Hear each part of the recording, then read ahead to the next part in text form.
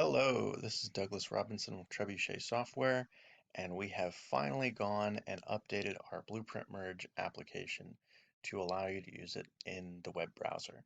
So I know there are a few people that have reached out and said, hey, we really want your Blueprint Merge app, but it's going to take us 3 months to get it through our software approval process. Do you have a web version? And the answer now is yes, we do. So it's actually going to be the exact same code as what's running in the desktop application. So it was pretty quick for us to move it over when we finally got to it. But basically, you'll be able to select a series of blueprints. And since this is through the browser, there is going to be somewhat of a file size limit. I think it's posted way up at like 1 gig, so it doesn't really matter. But if for some reason you're concerned about the upload time, you can also zip your blueprint files, or you can just upload them by dragging over or selecting them with this file upload control. Either one is fine. You can scan your blueprints.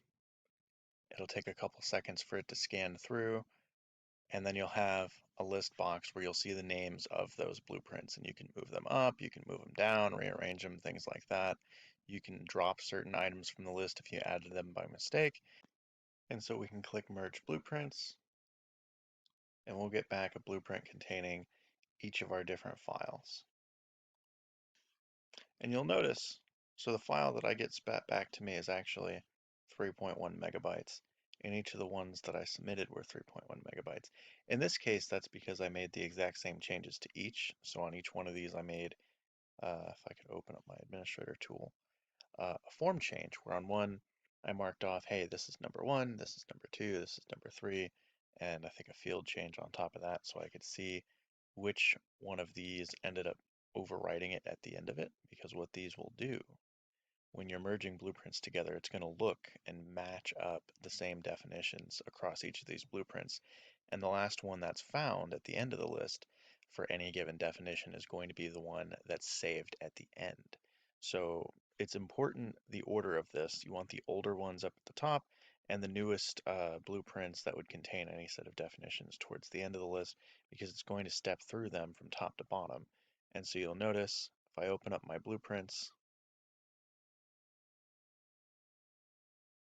and I look at my test one blueprint, for example, if I open that up, I have a little character on my incident form that says, hey, this is form from test blueprint number one. There will be a little one label. Look at that. And I actually dropped in a field too, labeled one. But if I go and look at blueprint number two or three, there will be a similar uh, field and label on the form. And it's bugging me how slow this is, but we'll work through it. So on blueprint number two, there's also a label for two and a field name two. And then so on and so forth. The merged blueprint that spits out of this only contains the last copy of that form that was scanned. So if I look at my downloads, we can see, hey, here's our merged blueprint result. It's going to have the date and time on it, and it only includes the last copy of that specific change. So it merges together, let's say potentially hundreds of blueprint files, and then only the last ones included in there. Like if you've modified a certain one step 200 times, it merges those changes together, and you're left with one blueprint that contains the final configuration of it. So that's really it. What I'll notice, or what I'll mention to you, is that it will take significantly less time to process this with a zip file than it will by scanning the blueprints directly. And the reason for that is that it's basically just upload time. I mean, this is less than a megabyte, and these together are 10 megabytes, even though they contain the same data. So uploading a zip file will take 1/10 the amount of time potentially as it will take to upload those blueprint files, just because 3 meg, 3 meg, 3 meg, that's 9 megabytes. That's 9/10 of a megabyte. So if you zip them up, this will process a lot faster.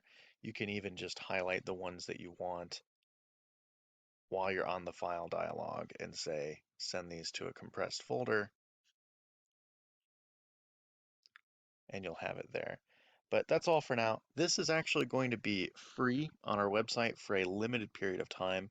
Basically, you'll be able to reach this until we build the functionality to restrict it to only licensed paid users. So you can get to that by going to our website, just trebuchetsoftware.com now, go over to the browser admin page, which is still in development, and mark off blueprint merge, which is tagged as still in development because we will be making some changes to it, but the actual code that merges the definitions together is complete. We've tested it a few different times. We are at this point just going to be adding in the functionality to track, hey, have you paid for this app or not? And once that's done, this will move off of that screen to, behind some sort of paywall.